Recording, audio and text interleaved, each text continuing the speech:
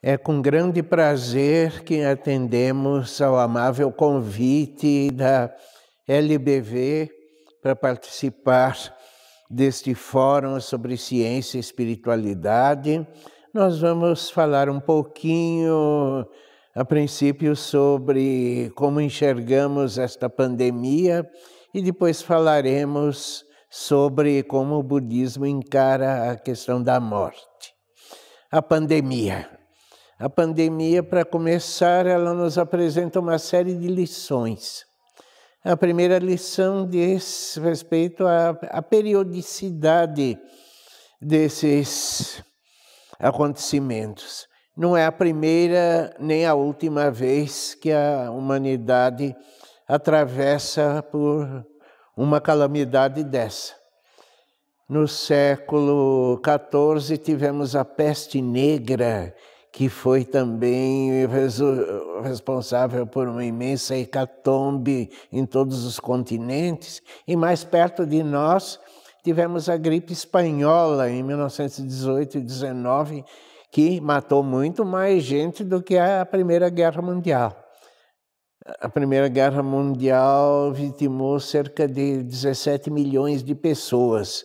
E as estatísticas mostram que a gripe espanhola vitimou 55 milhões de pessoas, não é? Entretanto, a gripe espanhola aparece apenas como uma nota de rodapé nos livros de história da Primeira Guerra Mundial, mas ela foi muito mais desastrosa. E 100 anos depois, agora estamos às voltas com o coronavírus, e no futuro possivelmente teremos que enfrentar outras ameaças, porque isto ocorre de tempos em tempos. E ocorre, a meu ver, como uma lição. Uma lição para nos lembrar de nossa fragilidade, de nossa extrema fragilidade. Nós construímos uma grande civilização, somos tomados, às vezes, de orgulho e arrogância como senhores do mundo, senhores da natureza. Agora, de vez em quando, vêm essas catástrofes, essas calamidades, nos mostrar que não é nada disso. Apesar de todas as nossas realizações científicas e técnicas, como nós somos frágeis, não é? Como uma coisinha pequenininha, invisível, não é? Aparece de repente e provoca tanta doença, tanta morte, tanta dor, não é? E isto nos remete já ao budismo.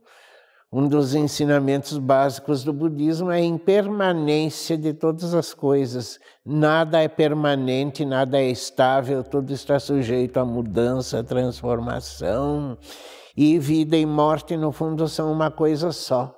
A morte nada mais é do que o outro lado, né, do fenômeno que nós chamamos de vida. Se nós recebemos a vida, recebemos a morte como parte do pacote. Não podemos esquecer isso e a pandemia nos vai fazer relembrar essa lição. Mas a outra coisa muito importante que nós temos de nos lembrar, né, que a pandemia vem nos ensinar que não podemos dividir ou separar natureza e cultura, são uma coisa só. A pandemia é um fenômeno natural, porque o vírus vem da natureza, mas é também um fenômeno social e cultural, porque a sua transmissão está intimamente ligada a fatores socioculturais e políticos. Veja bem, né? O processo de transmissão da pandemia pega principalmente as pessoas mais humildes, mais despreparadas, essas que estão mais sujeitas ao contágio, à doença e à morte. Então, a vacina é fundamental, mas não é só a vacina precisa vir acompanhada de uma série de medidas de natureza social, econômica e política, né? Senão as populações menos desfavorecidas, as populações mais pobres serão sempre as maiores vítimas das catástrofes como essa, né? E, finalmente, então, vamos passar à questão de como o budismo encara a morte. Como eu disse, do ponto de vista budista, vida e morte são uma coisa só. São duas faces de um mesmo acontecimento. E quem recebe a vida, recebe também a morte como parte do pacote. Nós começamos a morrer a partir do instante em que nós nascemos. Agora, quando ocorrem catástrofes dessa natureza, a questão da morte fica muito mais premente, né? Fica muito mais presente em nossas vidas. Eu próprio confesso, eu nunca me senti tão frágil, tão sujeito à morte como nesses tempos de pandemia. A morte espreita a cada instante. Eu estou vivendo cada dia da minha vida como se fosse o último, não é?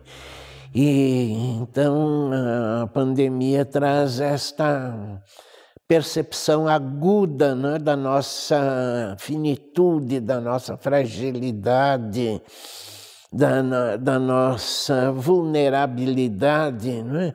E a grande lição disso tudo é que nós precisamos nos tornar mais humildes, deixar de lado essa pretensão orgulhosa de sermos o centro do mundo, o centro da existência, né? Nós somos apenas seres insignificantes, vivendo num planetinha insignificante no meio de um imenso universo que nada mais é do que um entre múltiplos, infinitos universos. Hoje não falamos mais em universo, falamos em multiverso. E o budismo também fala disso há muitos milênios atrás. Então vamos aprender a ser um pouquinho mais humildes, a não sermos tão orgulhosos, tão senhores de nós mesmos, não é como se nós fôssemos o centro do mundo, o centro do universo. Não somos nada disso, né? Vamos recuperar nossa situação de seres insignificantes, num mundinho insignificante, num cantinho de um dos múltiplos universos existentes.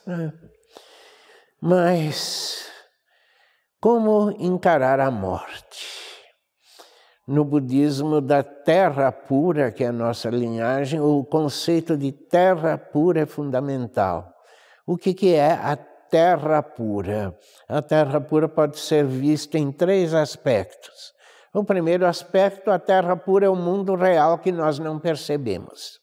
Nós padecemos de uma distorção cognitiva, nós enxergamos o mundo a partir das nossas doenças mentais, ou seja, a ignorância, a cólera e as paixões desenfreadas e a ganância, o desejo desenfreado.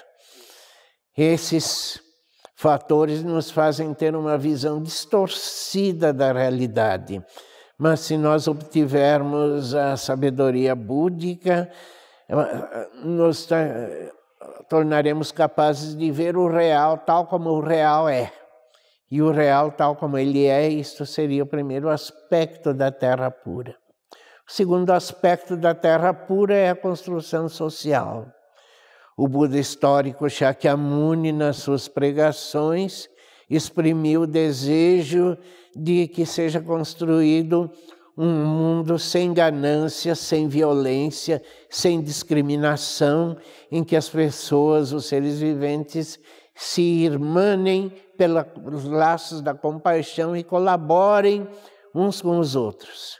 E aqui eu quero fazer um parêntese para cumprimentar a LBV, a Legião da Boa Vontade, que é um dos organismos que atuam neste mundo, auxiliando a construção deste lado social da terra pura, um mundo de fraternidade, de cooperação, de altruísmo, não é?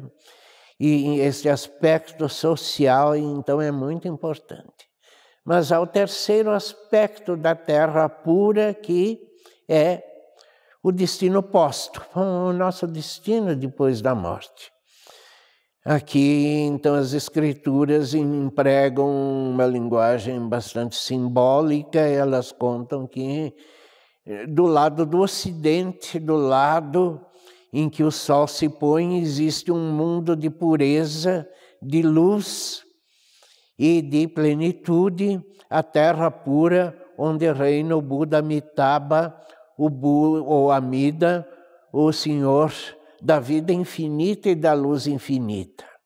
Ensina o budismo da terra pura que, por obra e graça do Buda Amida, todos aqueles que nele depositam sua fé incondicional, sua confiança total, renascem neste mundo ocidental, ou terra pura ocidental da suprema alegria, Sukhavati em sânscrito, Jodo em japonês, a terra pura do Buda Amida.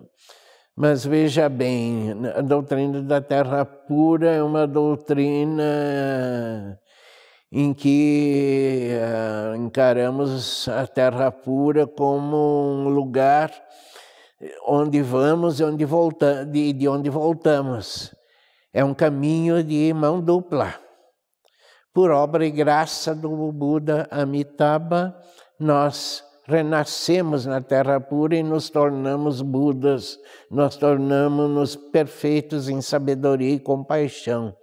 Mas, pela mesma graça do Buda Amida, nós retornamos como Budas a este mundo. Para quê? Para beneficiar os seres viventes através da nossa sabedoria e da nossa compaixão ilimitadas, né? Eu só consegui compreender esse aspecto da terra pura, essa graça de retorno daqueles que ali renascem após a morte, a partir do instante em que, no dia 14 de janeiro deste ano, perdi a minha companheira, a saudosa monja Ivonete. Se não fosse o budismo, eu não estaria aqui fazendo este trabalho com vocês. Mas imediatamente eu percebi que, pela graça de retorno do Buda Amida, Ivonete, que nós chamávamos carinhosamente de vovó por causa dos netos, continuava ao nosso lado, invisível, mas presente agora como Buda de plena sabedoria e plena compaixão ao nosso lado, nos estimulando a continuar com nossa caminhada, com nossa missão, né? Então eu digo aos queridos irmãos da LBV, se eu estou aqui presente fazendo esse trabalho com vocês, isto é um dos aspectos da graça de retorno da vovó. E eu faço questão que esta graça de retorno se manifeste fisicamente no nosso reencontro, ou seja, eu estou aqui usando esta estola ritualística, que é a estola da vovó, a estola que a vovó usava nos seus trabalhos. Todas as vezes que ela comparecia à LBV ou fazia uma gravação, ela usava essa estola. E hoje eu estou fazendo questão de usá-la como uma homenagem à vovó e como um símbolo, né, de sua presença entre nós. Graças àquilo que eu chamo de graça de retorno, Genso Eko, a vovó continua aqui, presente como um Buda, nos beneficiando com a plenitude da sua sabedoria e da sua compaixão, né?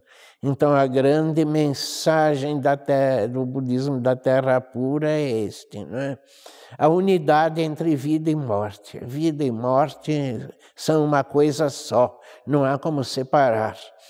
E uma vez que recebemos a vida, recebemos também a morte. E temos que estar conscientes disso.